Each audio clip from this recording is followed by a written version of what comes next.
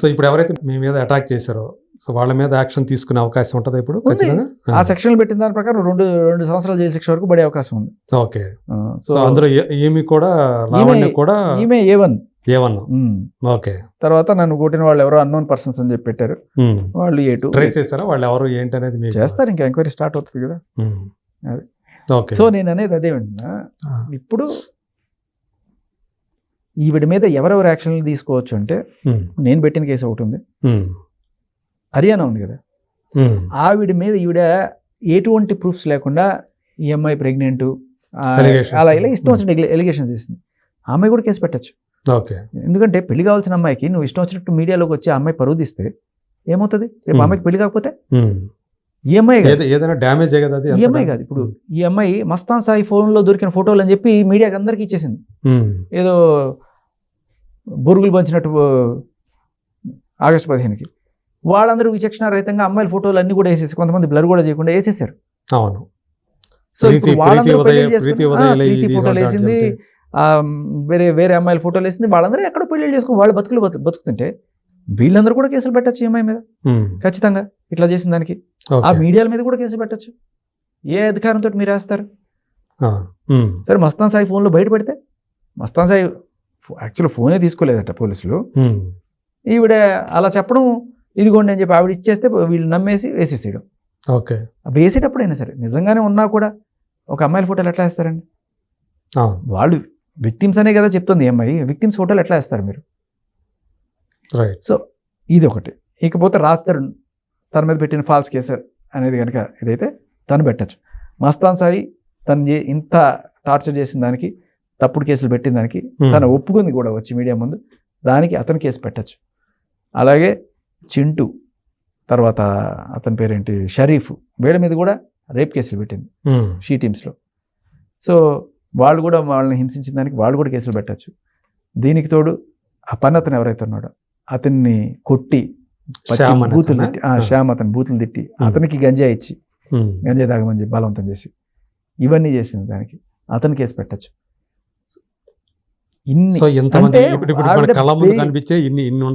Bail మీద బయటకు వచ్చి ఇంత రక్కస్ క్రియేట్ చేస్తుంది. ఓకే.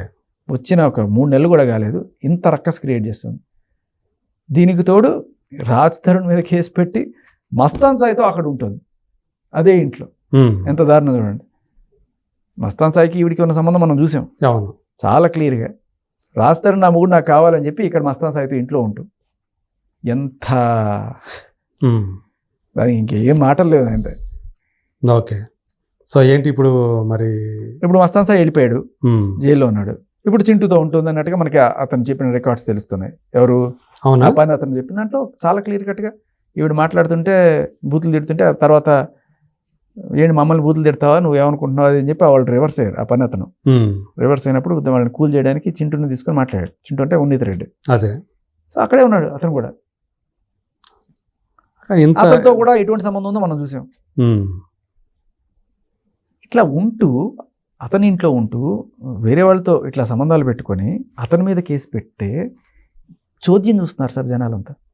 అది అసలు ఎట్లా ఇప్పుడు రాజ్ తరుణ్ అయినా తన ఇంట్లో నుంచి తను బయటకు వచ్చేసేసి ఇట్లా వాళ్ళు ఇట్లా విచ్చలవిడిగా ఇట్లా ఉంటా ఉంటే అదొక డ్రగ్ డ్రగ్స్ వాడు చెప్తున్నాడు కదా ఆ పని అతను మొత్తం ఎక్కడెక్కడ డ్రగ్స్ పెడతారు ఇదిగోండి సార్ ఫోటోలతో సహా అన్ని బయట పెట్టాడు అతను వచ్చి.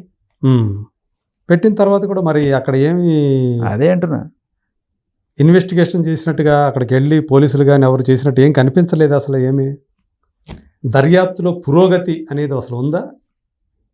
చెయ్యాలి కదా వాళ్ళు, చెయ్యాలి. జనాలకు ఒక నమ్మకం కలిగించాలి కదా. జనాలు అందరూ ఏమనుకుంటారు ఇలా చేయకపోతే, ఏమన్నా కుమ్మక్క అయిపోయారా ఎవరన్నా అని చెప్పి డౌట్లు వస్తాయి కదా. అవును. అంటే మీరు కూడా చెప్తూ ఉన్నారు కదా ఎవరో ఒకరు ఒక కాల్ రికార్డులో కూడా అతను ఎవరు మస్తాన్ సాయి చెప్పడం జరిగింది కదా, ఎవరు పోలీస్ అధికారి తర్వాత చింటూ నువ్వు కలిసి ఇల్లు తీసుకుందాం అనుకుంటున్నారా, దాన్ని షేర్ చేసుకుందాం అనుకుంటున్నారా అని చెప్పి ఆ మాట కూడా గట్టిగా అన్నమాట. అతనికి సంబంధించిన అతనే ఈవిడికి కాల్ రికార్డ్స్ కాల్ డీటెయిల్స్ ఇవన్నీ కూడా ఇస్తున్నాడు అని చెప్పిన మాట. ఇవన్నీ కూడా ఉంటే అతను చెప్పిన వెంటనే నెక్స్ట్ రోజు అతను అరెస్ట్ అయ్యాడు. అంత దానివల్ల అతనికి వనకూడే ప్రయోజనం ఏముండి ఉండాలి? ఎవరికి? ఆఫీసర్కి అంతే. ఇల్లు ఓకే ఇల్లు అమ్మేసుకుంటే ఎంతో కొంత వస్తుంది, దాంట్లో ఎంతో కొంత షేర్ అన్నట్టుగానే వీళ్ళు వాళ్ళ మాటల్లో చెప్పిన మాట అది, ఓకే నేనంటున్న మాట కాదు. అక్కడ ఒక సెటిల్మెంట్ జరిగింది, అక్కడ అనుకున్నారట, ప్రైవేట్ సెటిల్మెంట్.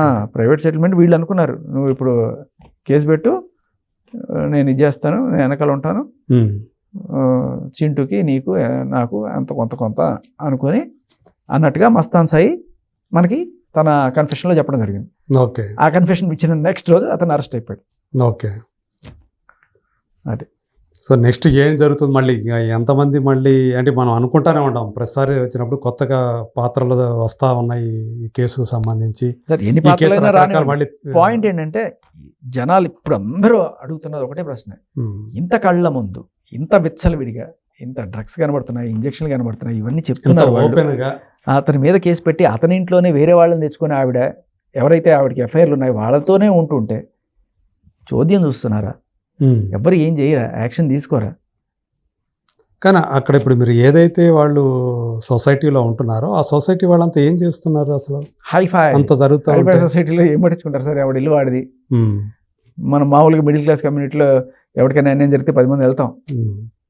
ఇప్పుడు ఎవరికైనా ఎవడైనా కొడుతున్నాడు అనుకుంటే ఏంట్రా అని చెప్పి మనం అందరం సహాయానికి వెళ్తాం.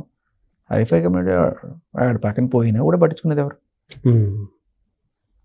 మేబీ వాళ్ళకైనా కాస్త చైతన్యం రావాలి, ఇట్లాంటివి దరిద్రం అంతా జరుగుతోంది ఇక్కడ అని చెప్పి ఆ కమ్యూనిటీలో ఒక గట్టి నిర్ణయం తీసుకుని వాళ్ళని అక్కడి నుంచి తరిమేయడానికి కనీసం వాళ్ళ బాధ్యత కదా. కనీసం పోలీసుల సంగతి పక్కన పెట్టండి, వాళ్ళు ఏం చేస్తున్నారు, నిజంగా మీరు అడిగిన కరెక్ట్ పాయింట్, ఆ కమ్యూనిటీ వాళ్ళు ఏం చేస్తున్నారు, అదే కరెక్ట్ పాయింట్ అది. ఇప్పుడు మామూలుగా అయితే మనం ఏదన్నా ఒక చట్ట వ్యతిరేక కార్యకలాపాలు ఏదైనా జరుగుతున్నా కానీ ఇక్కడ ఒక తప్పుడు పని జరుగుతుంది అని అనిపించినప్పుడు ఖచ్చితంగా అక్కడ ఉండేవాళ్ళు నిలదీస్తారు కదా. అదే కదా, నిలదీసి అడగటము, లేకపోతే ఇక్కడ మీరు ఉండటానికి లేదని చెప్పేసి పంపించటము, ఆ ఏర్పాట్లేవో ఆ ప్రయత్నాలేవో, లేదా వాళ్ళే ముందుకొచ్చి పోలీసులకు చెప్పి కంప్లైంట్లు ఇచ్చి ఇట్లా చేస్తారు కదా. మరి అట్లాంటివి ఒకవేళ ఉంటే వాళ్ళు ఎందుకు 2 రకాలు కామ్గా, ఒకటి ఏంటంటే పోలీసులు వచ్చి ఇదంతా అయితే మన కమ్యూనిటీకి చెడ్డ పేరు వస్తుంది. ఇంకేం చెడ్డ పేరు, ఇప్పుడు వచ్చినంత కంటే కూడా ఇప్పుడు పోలీసులు వచ్చి అక్కడికి వస్తే అంతవరకే ఉంటుంది. ఇప్పుడు మొత్తం ప్రపంచానికి మొత్తం తెలిసింది కదా. నాకు ఈ విషయంలో నేను వాళ్ళని సంప్రదించడం జరిగినప్పుడు వాళ్ళు ఒక మాట అన్నారు, థ్యాంక్స్ అండి మా కమ్యూనిటీ పేరు మీరు బయట చెప్పలేదని. వాళ్ళకి అక్కడ కూడా పరువు సమస్య. అవునా, మనం అందరం ఇంత డిస్కస్ చేసుకుంటున్నా కూడా కమ్యూనిటీ పేరు చెప్పలేదండి, థ్యాంక్స్ అండి అంటే చెప్పొద్దు అని ఇండైరెక్ట్గా వాళ్ళు దానికి ముందుగానే థ్యాంక్స్ చెప్పారనమాట. అంటే చక్కదిద్దుకోరు, అంటే లోపల ఏం జరుగుతున్నా, గుంభనంగా జరుగుతున్నా, రహస్యంగా ఏం జరుగుతున్నా కానీ వాళ్ళకి ఇబ్బంది ఏం లేదనమాట. ఇబ్బంది కమ్యూనిటీ పేరు మాత్రం బయటకు రాకుండా ఉంటే చాలు, ఏమైనా చేసుకోవచ్చు అనమాట. కనీసం మీ మాటలని విని కాస్త వాళ్ళు చైతన్యవంతమై ఏదైనా చేస్తే బాగుంటుంది at least. Okay, thank you Shekhar గారు. సో చూద్దాం, ఇది అంటే ఎప్పుడెప్పుడు ఏ విషయం, కొత్త విషయం బయటకు వస్తుందా, కొత్త న్యూస్ వింటామా, కమ్యూనిటీ వాళ్ళు చర్యలు తీసుకోరు. అదే అసలు ఇంకా మనం నేను బయట బయలుదేరి వెళ్ళాలి, వ్యవస్థలు రాళ్ళు పట్టుకొని ఏంటి ఏం జరుగుతుందని చెప్పి, ఇంత అన్యాయం జరుగుతుందని చెప్పి. అదే అంటే ఏవైతే యాక్షన్ తీసుకోవాల్సిన వ్యవస్థలు ఉంటాయో అవి స్తబ్దుగా ఉండిపోతే, అవును. సో ఇవన్నీ ఎన్నో రకాల అటువంటి జాడ్యాలన్నీ కూడా సమాజాన్ని నాశనం చేస్తాయి ఖచ్చితంగా. ఇదే జరుగుతుంది. ఇప్పుడు దీన్ని ఆదర్శంగా తీసుకొని కొంతమంది బయలుదేరుతారా, ఇట్లాగే కేసులు పెట్టడం, సెటిల్మెంట్లకు వెళ్ళవడం మగాళ్ళని. అదే అది ఇది రాంగ్ వేలో వెళ్ళకూడదు. మెసేజ్ అనేది అదే కదా సంబంధించి రాంగ్ వేలో వెళ్ళిందంటే మీరు అన్నట్టు ఈ ఇండస్ట్రీ ఏదో బాగానే ఉంది, మనం ఉద్యోగాలు చేసుకోకర్లేదు, బిజినెస్లు చేసుకోకర్లేదు, హాయిగా ఎవరన్నా ఒక టార్గెట్ చేసి వాడి మీద ఒక కేసు పడేద్దాం, ఎవరన్నా పోలీసు ఉంటే ఆయనకు కొంత ఇద్దాం, సెటిల్ చేసుకుందాం, ఆయనకు కొంత మనకు కొంత, అదే ఎవడన్నా కావాల్సిన అమాయకుడు, అదే ఆ రకంగా తయారయ్యే వాళ్ళు ఉంటారు కదా. అంతే కదా, ఎందుకంటే ఈజీ మనీ కదా. ఇదే పెద్ద ఇండస్ట్రీ సార్ ఇప్పుడు. అదే ఈజీ మనీ, సినిమా ఇండస్ట్రీ కన్నా పెద్ద ఇండస్ట్రీ ఇది. మేమంతా ఈ రకంగా చెప్పాలంటే వెనకబడి ఉన్నామండి మేము బాగా. మీ వెనకబడి మీ వెనక ఎవరో పడతారు, అప్పుడు తెలుస్తుంది మీకు. Okay, thank you so much. Right sir. కొత్త విషయం అంటే ఈ కేసుకు సంబంధించినటువంటి డెవలప్మెంట్స్ మాతో షేర్ చేసుకున్నందుకు థ్యాంక్ యూ శేఖర్ గారు. రైట్.